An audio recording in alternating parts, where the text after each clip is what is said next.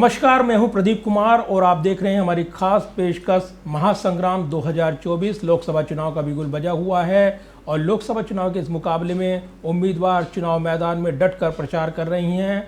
दिल्ली की चांदनी चौक सीट से कांग्रेस के लोकसभा उम्मीदवार पूर्व सांसद इस वक्त हमारे साथ हैं जयप्रकाश अग्रवाल। उनसे बात करते हैं। जयप्रकाश जी, स्वागत है आपका। बहुत बहुत धन्यवाद। जयप्रकाश जी, ऐसे वक्त आपसे बात हो रही है जब लोकसभा चुनाव का बिगुल बजा हुआ है। चांदनी चौक सीट पर आप किस्मत आजमा रही हैं और कहा जाता है कि जो चांदनी चौक सीट जीतता है उसकी चांदी चांदी हो जाती है। दिल में दर्द होना चाहिए अपने लोगों के लिए, वही चांदी है। मैं वहाँ पैदा हुआ और आज भी मेरा वोटर आई कार्ड वहीं का है, नौगढ़ा किनारे बाजार चांदनी चौक। और मैं हमेशा लोगों के साथ रहा, उनके दुख सुख में शामिल रहा और जब उनकी आवाज़ उठानी हुई तो बहुत ज़ोर से उठाई। तो इसलिए यही मेरी कमाई है, ये मेरी चांदी है। और ये आपकी कमाई है, यही आपकी चांदी है। और काफ़ी जद्दोजहद हुई आपके टिकट को लेकर, इतनी देरी से टिकट अनाउंस हुआ चांदनी चौक पर। आखिर क्या समीकरण बनाने के लिए कांग्रेस आला कमान को इतना मंथन करना पड़ा? नहीं, ये हमेशा होता है। देखिए, आप जब किसी पार्टी में काम करते हैं तो हर व्यक्ति बराबर होता है, कोई बड़ा छोटा नहीं होता। सब काम करते हैं, दिल से काम करते हैं। किसी एक को पार्टी चुनती है तो वही फैसला होता है, वो मानना चाहिए और सब मानते भी हैं, सब इज्जत करते हैं। लेकिन अगर आपके फैसले के इतर दो अन्य उम्मीदवारों की बात करें, उनका तो पुरजोर विरोध हो रहा है, उदित राज और इसके अलावा कन्हैया कुमार। भारी उम्मीदवार उनको बताकर कांग्रेस के नेताओं ने ही उनका विरोध किया, ये कहा गया, प्रदर्शन भी हुआ। नहीं, ऐसा नहीं है। थोड़ा बहुत होता है, थोड़ा दर्द को, दिल को दर्द होता है, थोड़ी परेशानी, बाद में सब ठीक हो जाता है। आप राज्यसभा सांसद रहे हैं और चांदनी चौक जैसे क्षेत्र से आपने जिस तरीके से देखा है, समझा है, वहाँ से पले बड़े हैं आप, वहाँ से उसके मिजाज को समझते हैं। चांदनी चौक का वोटर क्या मांग रहा है? चांदनी चौक का वोटर आवाज़ मांग रहा है अपनी। चांदनी चौक का वोटर ये चाहता है मेरी तरफ देखो। लोग भूल गए, उन्हें याद नहीं रखा उनको 10 साल में किसी ने। उनकी आवाज़ पार्लियामेंट में किसी ने नहीं सुनी होगी किसी मुद्दे पे भी। तो ये माना जाए कि चांदनी चौक में सब चीज़ ठीक है। हम जब किसी भी क्षेत्र के लिए काम करते हैं तो अगर वहाँ कुछ छोटी बड़ी परेशानी है तो जहाँ भी आप रिप्रेजेंट करते हैं वहाँ उसकी आवाज़ गूंजनी चाहिए ना। मैं 2009 से और 14 तक जमुना पार से मेंबर पार्लियामेंट था और मैंने 890 सवाल पार्लियामेंट में किए थे, जिसमें बहुत सारे जमुना पार के भी थे। मेरी डिबेट्स हैं जिसमें मेरी तीखी झड़प मंत्रियों से होती थी, अपनी सरकार के मंत्रियों से होती, अपनी पार्टी के मंत्रियों से होती थी। लेकिन मुझे अपनी बात को उठाने में ना तो पार्टी ने कभी रोका और ना कभी किसी ने कहा कि तुम झगड़ा क्यों करते हो, क्योंकि मैं लोगों की आवाज़ वहाँ प्रेजेंट करता था। और यही वजह है कि पार्टी ने आपके अनुभव पर दांव लगाया, आपको मौका दिया। चांदनी चौक को जीतने की चुनौती आपके सामने है। बिल्कुल, लेकिन मुझे ताज्जुब इस बात का है ना कि 7 मेंबर पार्लियामेंट थे भारतीय जनता पार्टी के, क्यों सोते रहे, क्यों नहीं बोले? बहुत बड़े कांड हुए, कोरोना कांड आया, आपने देखा कोई आवाज़ कहीं, कोई मांग किसी चीज़ की कि दवाई फ्री कर दो सबके लिए, कोई मांग हुई? ऑक्सीजन की प्रॉब्लम हो रही है, सरकार को खूब काम करना चाहिए, कोई मांग हुई? किसी की आँख में आंसू देखा आपने? 2-2, 3-3 दिन बॉडी सड़क पे पड़ी रही क्रिमेशन के लिए, आपने कहीं आवाज़ सुनी? तो सर, सवाल ये है कि आप लोगों के आदमी हैं, कोई सामने हो, कोई चुनौती सामने हो, वो आवाज़ दबनी नहीं चाहिए सर, किसी सूरत में भी, जो पिछले 10 साल में दबी बिल्कुल। चांदनी चौक सीट पर जो समीकरण बना है और जिस तरीके से आम आदमी पार्टी के साथ हाथ मिलाया है कांग्रेस ने, क्या वाकई समीकरण बदलेंगे? इस बार समर्थन मिलेगा कांग्रेस को? जी बिल्कुल मिलेगा, बिल्कुल। दोनों पार्टियां मिलकर चुनाव लड़ रही हैं और बड़ा अच्छा कोऑपरेशन है, कोऑर्डिनेशन है। एक कोऑर्डिनेशन है, अच्छा कोऑपरेशन मिल रहा है, लेकिन ज़मीन पर जो ज़मीनी हालात हैं, मुद्दों की बात करें तो वो क्या बड़े मुद्दे हैं जो इस चुनाव पर प्रभाव डालने वाले हैं? मुझे बड़ा ताज्जुब है, मैं जब कैंडिडेट बना तो मैंने मालूम किया, मैंने कहा कि चांदनी चौक के बारे में क्या ऐसा एजेंडा है जो पहले शुरू हुआ और जो बीच में रह गया, जिसको मुझे पूरा करना है। तो बिल्कुल स्लेट साफ थी, कुछ नहीं मिला मुझे। फिर मैंने कहा मालूम करो, डिबेट्स हुई होंगी, उन डिबेट में चांदनी चौक के बारे में कोई तो सवाल हुए होंगे। उन डिबेट्स में भी कोई मुझे 10 साल में एक भी कोई मुद्दा ऐसा नहीं मिला जो चांदनी चौक के बारे में उठाया गया हो। मुझे जो परेशानियां चांदनी चौक की हैं, चांदनी चौक दरअसल हमारे रामचरण अग्रवाल चौक से लेके मुकरबा चौक, वहाँ से रेडिसन होटल, वहाँ से वापस अजमल का ये अपना रोहतक रोड और फिर वापस चौराहे पे आ जाए, ये इतना बड़ा क्षेत्र चांदनी चौक है। पहले तो छोटा सा हुआ करता था, शाहजहानाबाद जिसे बोलते थे। अब वहाँ की समस्याएं भी उतनी बड़ी हैं, उनके इश्यूज भी उतने बड़े हैं। जैसे हमारी पुरानी दिल्ली का समझ लीजिए, शाहजहानाबाद का, वहाँ की गलियाँ हैं, वहाँ के नंगे तार हैं, वहाँ की सीवर व्यवस्था है, वहाँ के कटरे हैं, स्लम कटरे हैं, वहाँ का कमर्शियल जो हमारे बड़े बड़े मार्केट, जो एशिया के बिगेस्ट मार्केट कहलाया जाता है, वो हैं अलग अलग प्रोडक्ट्स के बारे में। फिर आप पे आ जाइए, प्लॉटेड एरियाज कॉलोनीज़ हैं, फिर मल्टी स्टोरेज फ्लैट है, रेलवे कॉलोनी के क्वार्टर्स हैं, रेलवे कॉलोनीज़ हैं, फिर उससे और आगे इंडस्ट्रियल एरिया, जे क्लस्टर्स हैं, तय बाजारी वालों की समस्या है, ट्रैफिक की समस्या है, समस्या अंबार है, बहुत समस्या है।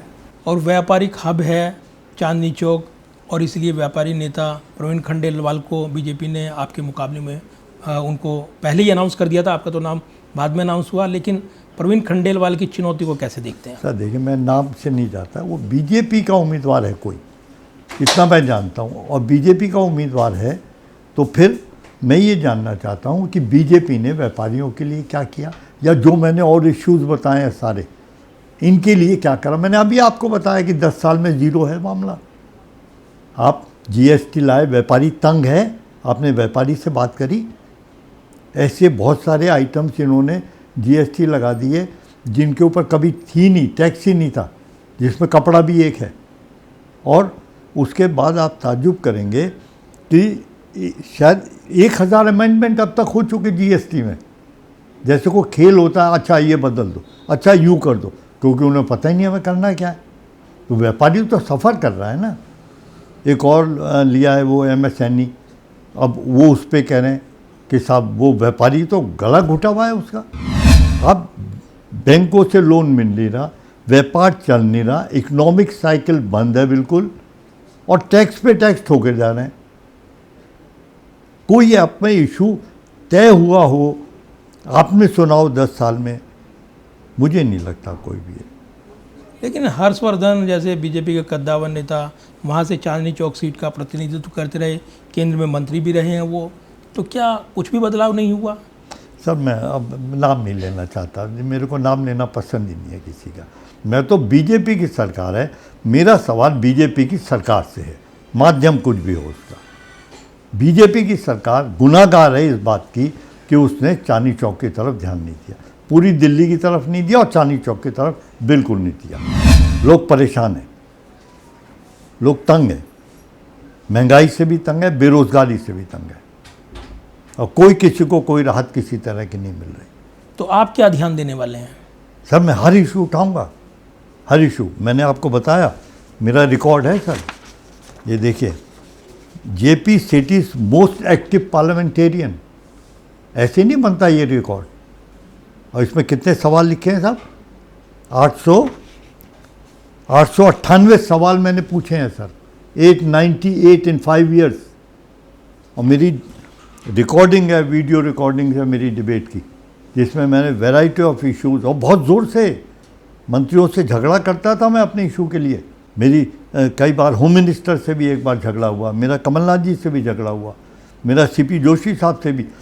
सवाल, झगड़े का मतलब ये नहीं है मैं उनकी बेइज्जती कर रहा हूँ, लेकिन झगड़े का मतलब ये है कि मैं अपने इश्यूज़ के जवाब चाहता था। MCD पर काबिज है आम आदमी पार्टी, और दिल्ली में जिस तरीके से हम देख रहे हैं, दिल्ली में भी सरकार उनकी है लेकिन केंद्र में बीजेपी की, तो ये जो असर देखते हैं आप, कॉम्बिनेशन देखते हैं, इसका विकास पर क्या प्रभाव पड़ता है और कैसे आपको लगता है कि ये चुनौतीपूर्ण रहेगा, खासतौर से आम आदमी पार्टी की बात करें या बीजेपी की बात करें, जिस तरीके से केंद्र में जो कहा जाता है कि पूर्ण राज्य नहीं है दिल्ली, इसीलिए उसके विकास पर असर पड़ता है जब केंद्र में दूसरे की सरकार होती है और राज्य में दूसरी सरकार होती है। नीयत अच्छी होनी चाहिए, नीयत, दिल, लोगों के साथ आपका दिल मिला हो तो सब काम होते हैं सर। ये बहाने हैं, नीचे सरकार उसकी सरकार, मैं नहीं जानता सर। मैं ये जानता हूँ कि अगर आप खड़े हो जाए, आपके अंदर हिम्मत हो, आपके अंदर उन लोगों के लिए जज्बा हो, कोई चीज़ नामुमकिन नहीं है। हमने कोरोना में 2 साल लोगों की खूब सेवा करी सर, 24-24 घंटे खाना भी दे रहे हैं, गैस भी दे रहे हैं, ऑक्सीजन का भी इंतजाम कर रहे हैं, हॉस्पिटल का भी कर रहे हैं। कहाँ थे सब लोग, कहाँ थी सरकार? 1-1 हज़ार किलोमीटर लोग पैदल चले, बच्चों को यहाँ बैठा के नंगे पैर, उनका मर गए वो रास्ते में, बच्चे बिखर रहे हैं, रो रहे हैं उस पड़ी हुई लाश के ऊपर, किसी की आंख में आंसू नहीं आया। इतनी बड़ी सरकार थी उनके लिए, बसों की व्यवस्था, खाने की व्यवस्था, अरे बंद करते सारी सरकार, बैठ जाते स्टूल लेके, नहीं, पूरे सरकार के दरवाजे खोल देते। किसकी सरकार है, किसके लिए सरकार? उसी आदमी के लिए जिसके पेट में रोटी नहीं है सर, जिसके पास रोजगार नहीं है, उसके लिए सरकार, अपने लिए नहीं है। ये जो तानाशाही रवैया है, ये अच्छा नहीं होता सर लोकतंत्र में। मुझे याद आ रहा है जब आप प्रदेश अध्यक्ष थे कांग्रेस के और राज्य में सरकार थी शीला दीक्षित की, तब काफ़ी आपकी लड़ाई रहती थी, कई एजेंडों को लेकर आपकी सहमति नहीं होती थी और वो मुद्दे बनते थे जी। तो ये जो उस समय भी आप आवाज़ उठाते रहे और अब भी आप कहते हैं कि कमोबेशी रही, तो क्या फ़र्क रहा इस दौरान, क्या फ़र्क रहा? अब बड़ी अच्छी आपने बात की, क्योंकि आपने मेरा वो दौर देखा है। मैं पार्टी का प्रेसिडेंट था, मैं पार्टी अपनी सरकार के खिलाफ सवाल खड़े करता था सर। किसकी हिमायत में करता था? कि मुझे जमुना पे पुल चाहिए, तो लोगों की हिमायत में करता था ना। मैं ये कहता था यहाँ सेंट्रल स्कूल चाहिए मुझे, तो वो लोगों की हिमायत में करता था। मैंने रेलवे स्टेशन बनवाया वहाँ, मैंने वहाँ मेट्रो लेके आया और मैंने उसके लिए झगड़े करे। मैं चाहता था कि वहाँ पैसा लगे सरकार का, और जब कुछ कमी होती थी तो मैं चिल्लाता था। बतौर राज्यसभा सांसद आपने वो क्या बड़े काम किए हैं चांदनी चौक के लिए जिनको याद करेंगे आप? सर मैंने आपको बताया, मेरे बहुत सारे काम हैं सर। मेरे 52 ऐसे काम हैं बड़े, जो मैंने पहले तो मेरा एजेंडा आप देखें 1984 से 89 का, मैंने सवाल उठाए पार्लियामेंट के अंदर बहुत बड़े बड़े, जो काम करे मैंने। ये कम्युनिटी सेंटर हैं, पार्किंग्स हैं और चीज़ें, वो तो सारे अलग हैं, लेकिन क्या हमने इश्यूज़ को उठाया वहाँ, तो वो आप देखेंगे वो मेरे हैं। तकरीबन जो उसके बाद के मेरा सफ़र रहा, उसके मेरे सवाल हैं। मेरा पूरा एजेंडा है सर, पूरा काम का एजेंडा है मेरा पूरा। मैं खाली नहीं बैठा कभी, एक दिन भी चैन से नहीं बैठा मैं। और चुनौतियाँ क्या मानते हैं आप चांदनी चौक के लिए, जिनको पूरा करना है, बाकी काम है जिनके वादे लेकर आप जा रहे हैं? बहुत काम है सर, किसी ने छुआ ही नहीं तो काम ही बाकी है सर। किसने ध्यान दिया?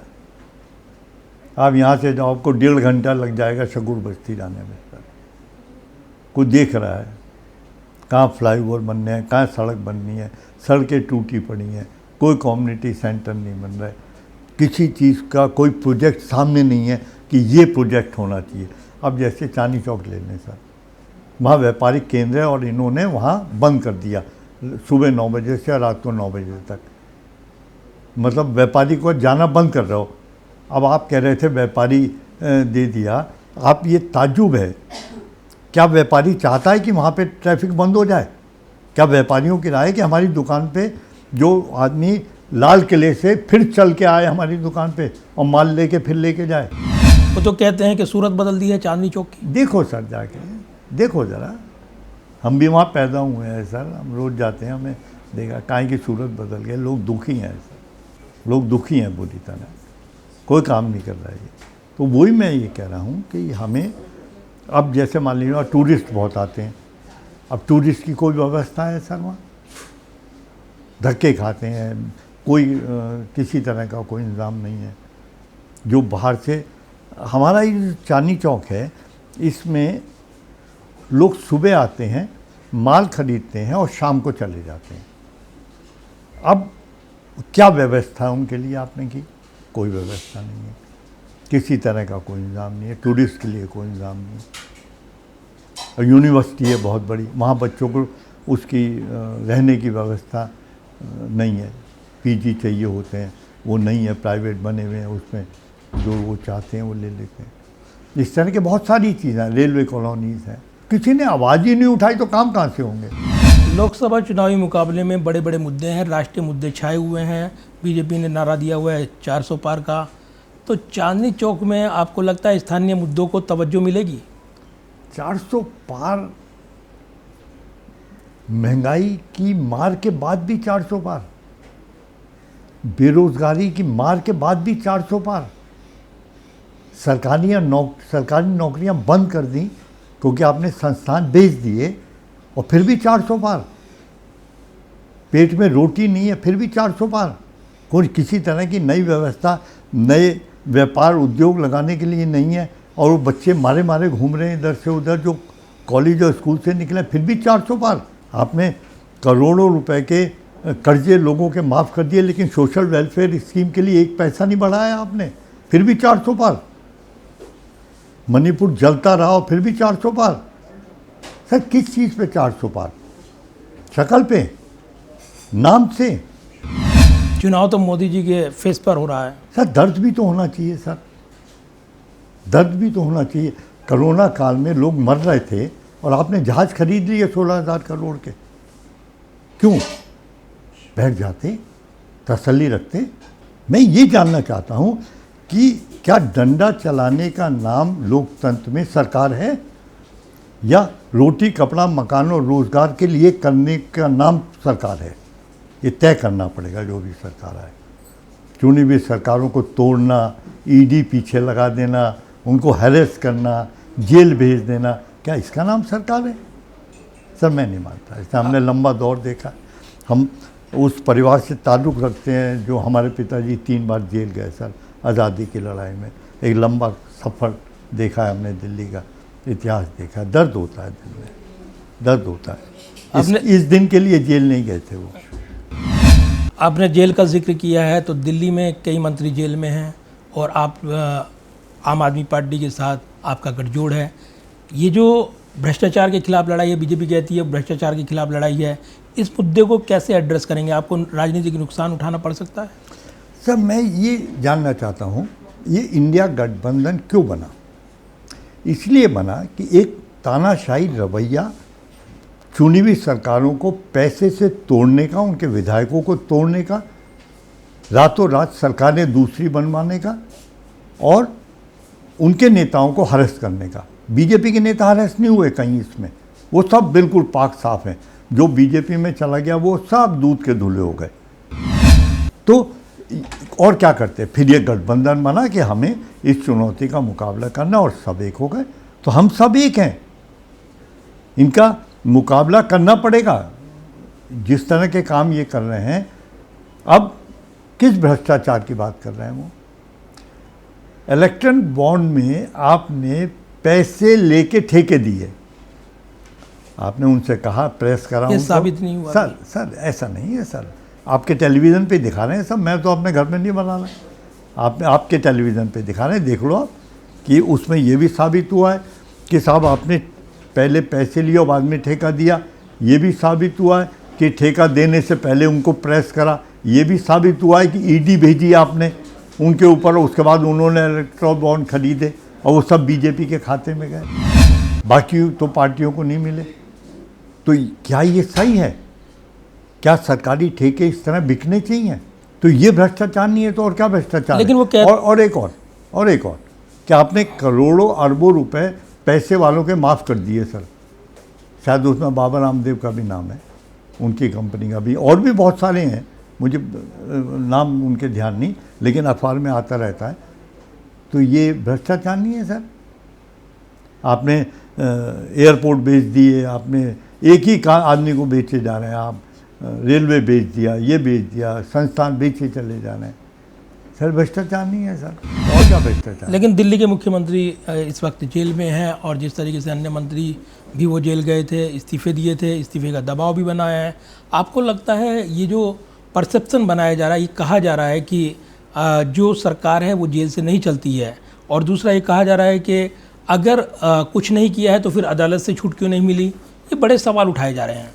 सर, आप आम किसी जनता से पूछ लें कि ये सरकार के दबाव में सारा काम हो रहा है। आप किसी आम, मैं नहीं कहता, आप जयप्रकाश अग्रवाल को छोड़ दें, आप जनता के बीच चले जाओ, अपना माइक लगाओ, वो बता देगा आपको। कोई बच्चा नहीं है, हर आदमी सियासत समझता है। आप जानबूझ के हरेस कर रहे हैं। मैं ये नहीं कहता, अगर कोई कानूनी प्रक्रिया आप उससे ज़रूर पूरी करें, निर्दोष को तो मत मारो ना। चुनाव आ रहे थे तो आपने सारे काम पूरे कर लिए, मारो इससे भी मारो, उसको भी पकड़ो, उसको भी पकड़ो। जिनके बारे में खुद प्रधानमंत्री बोले हैं कि ये भ्रष्टाचारी हैं, वो आज उनकी पार्टी में, उनके खिलाफ ईडी को नहीं लगी सर, उनको जेल में को नहीं भेजा आपने। इसका मतलब है आपने दो तरफा काम करा है। जो हमारी पार्टी में उनको नहीं छेड़ेंगे, वो तो तुम करो जितना मर जाए भ्रष्टाचार, लेकिन बाकी सब गंदे हैं सर। ये तरीका सही। बीजेपी शराब कथित शराब घोटाले का जिक्र करती है और कहती है कि ये उन्होंने सामने रखा है जनता के सामने, और दिल्ली की जनता ने इस मामले को देखा है, और अब जब जांच चल रही है स्वतंत्र निष्पक्ष, तब ये आरोप लगाया। चुनाव में क्यों कर रहे हैं सर? चुनाव से पहले शुरू किया इन्होंने सारा खेल सर। ये सही नहीं है, ये सर नहीं है। मैं ये कहता हूँ, अगर कोई आदमी गलत है, कानूनी प्रक्रिया, कानून अपना काम खुद करने दो उसको। लेकिन आप ज़बरदस्ती जब आप करते हैं और सरकार का डंडा चलाते हैं, वो सही नहीं है सर। चुनी हुई सरकारों को तोड़ो मत। चुनी हुई सरकारों के साथ आपने बहुत अन्याय किया है। महाराष्ट्र में क्या हुआ, कर्नाटक में क्या हुआ, ऐसे कई एग्जाम्पल मैं आपको दे सकता हूँ। दिल्ली में भी सरकार तोड़ने की कोशिश हुई, विधायक तोड़ने की कोशिश हुई। सब पढ़ते हैं, अखबारों में आ रहा है, सारी चीज़ें टेलीविज़न में आती हैं, हमें तो आपसे ही खबरें मिलती हैं। तो ये सही नहीं है सर। दिल्ली में 2 लोकसभा चुनाव की बात करें, मुकाबले की, मुकाबला एक तरफा रहा है, बीजेपी के पक्ष में रहा है, और त्रिकोणीय मुकाबला, और शायद यही भापते हुए कांग्रेस ने, आम आदमी पार्टी ने हाथ भी मिलाया दिल्ली में। तो मुकाबला त्रिकोणीय की बजाय अब आमने सामने बीजेपी वर्सेस कांग्रेस और बीजेपी वर्सेस आम आदमी पार्टी, जहां उनके उम्मीदवार हैं 4 सीटों पर, 3 सीटों पर आपके। तो मुकाबला जो आमने सामने का हुआ है, क्या सूरत बदलेगी आपको लगता है? तो 100% लोग इस तानाशाह रवैये से परेशान हैं। लोग चुने हुए मुख्यमंत्री को इस तरह जेल में भेज देने से परेशान हैं, लोग दुखी हैं। चुपती ये बातें, ये अच्छी नहीं लगती। लेकिन ये इस चुनाव की परीक्षा भी होगी, क्योंकि इसमें पता चलेगा कि वोट ट्रांसफ़र होता है या नहीं। तो ये अभी तक परीक्षा होना बाकी है।